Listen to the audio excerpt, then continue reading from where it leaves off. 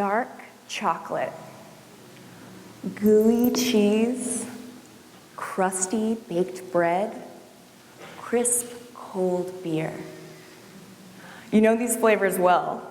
You can actually taste them right now, just as I mentioned them.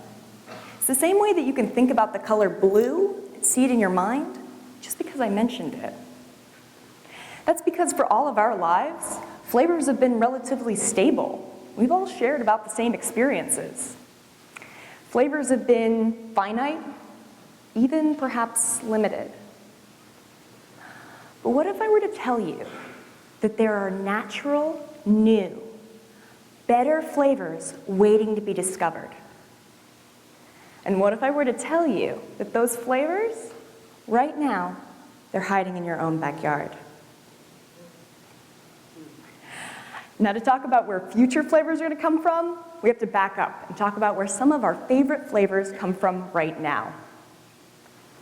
Germs. That's right.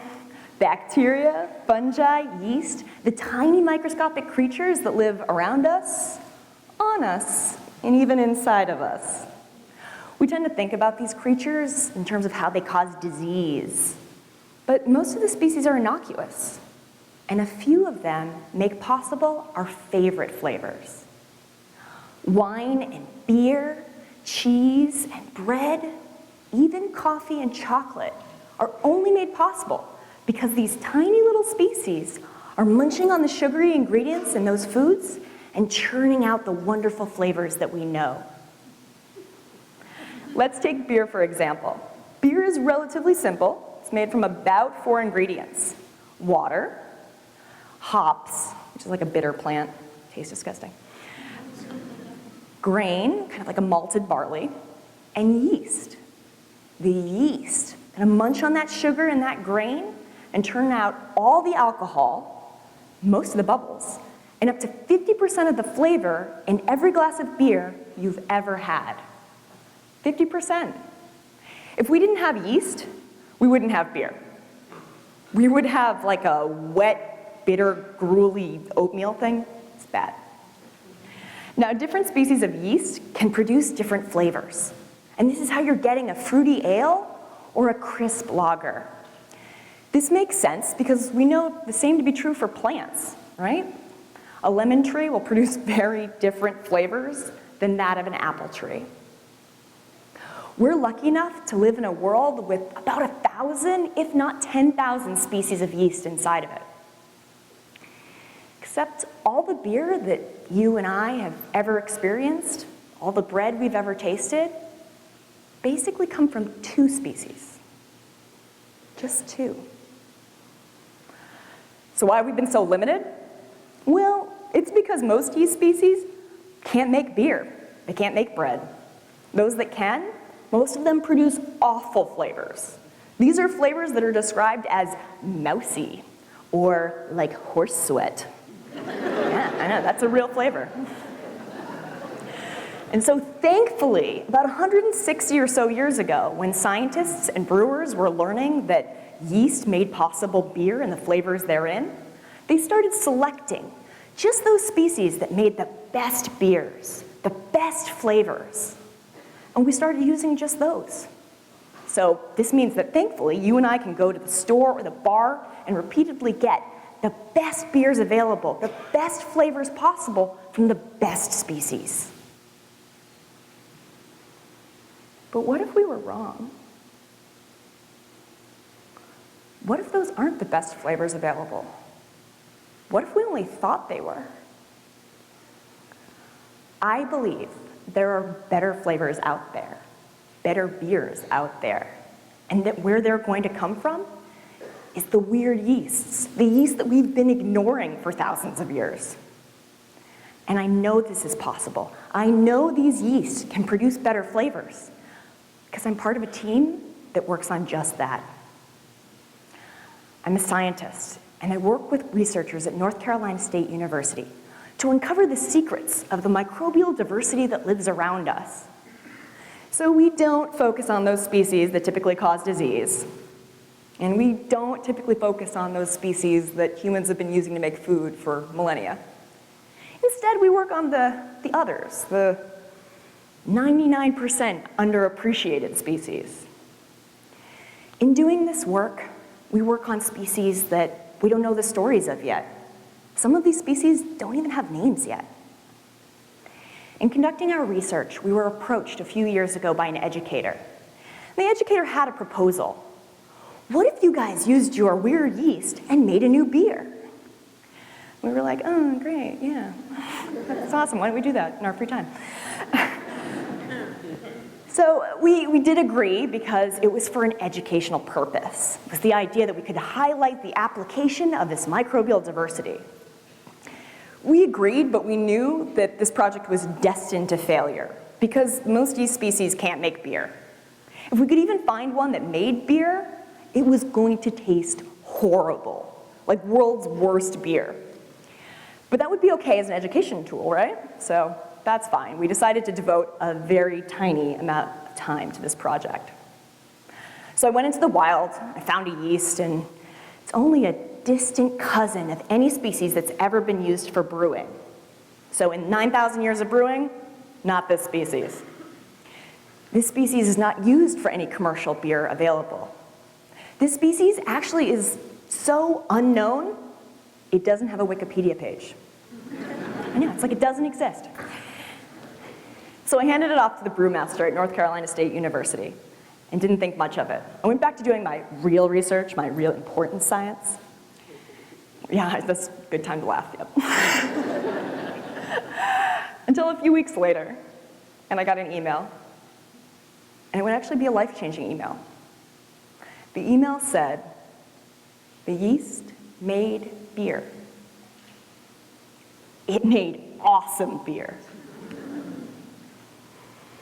So if my life were an action movie from Hollywood, at this juncture I'd be dressed in a full lab coat and I'd be running around the lab saying, Eureka! But science is never like that in real life.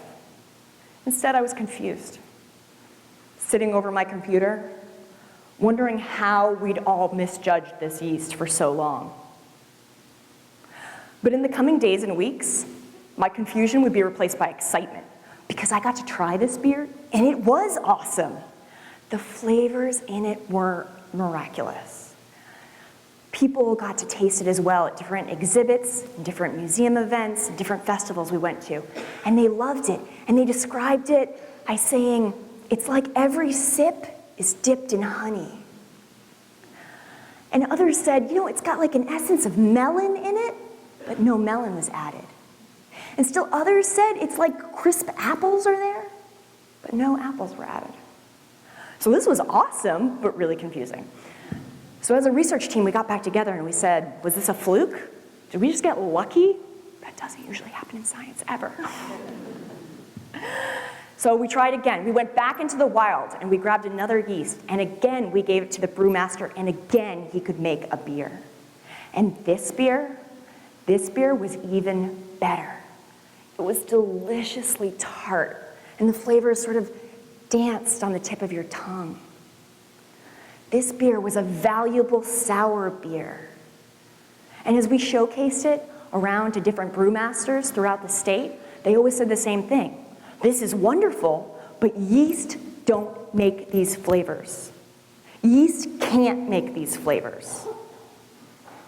Because it turns out, in the process of doing a little education side project, we discovered a yeast that can make valuable sour beer better and faster than any yeast known to humans.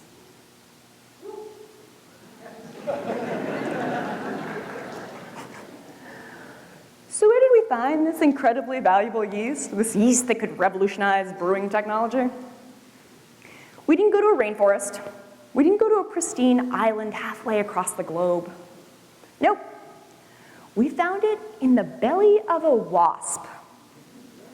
That's right, those same annoying, stinging insects that make papery nests on our homes every summer.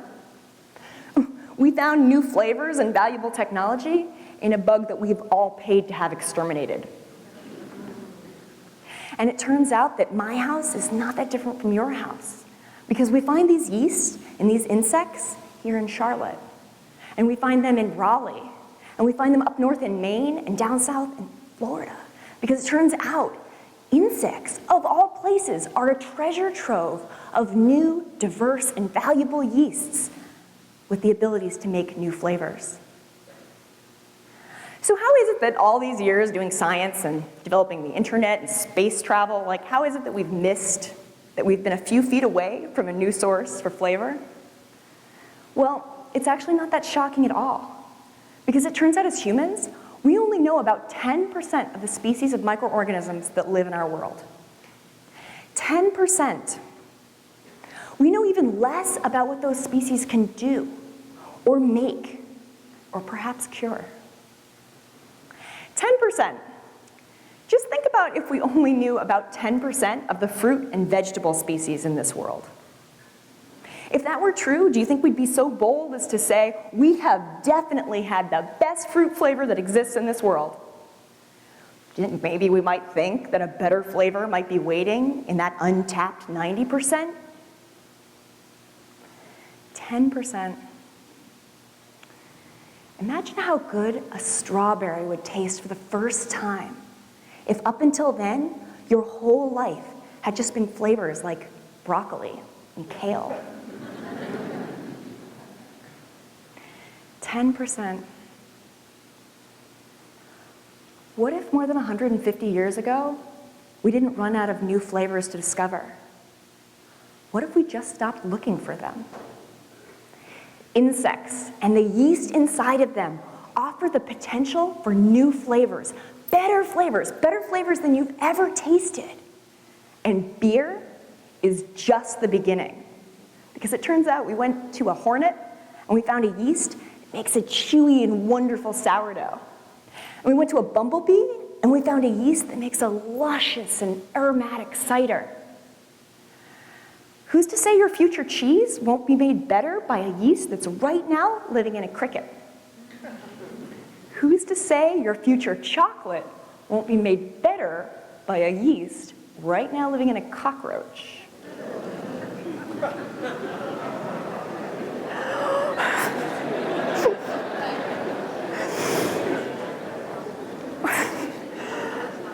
What's clear is that we have only scratched the surface of what flavors are available to discover in this world. Because we looked at a few bugs, and we found a few yeasts, and they made wonderful new flavors. But you and I, we live in homes that, on average, have 100 insect species inside of them. Sorry. Each one of those insect species can carry the 1,000, the 10,000 of yeast species that exist in our world.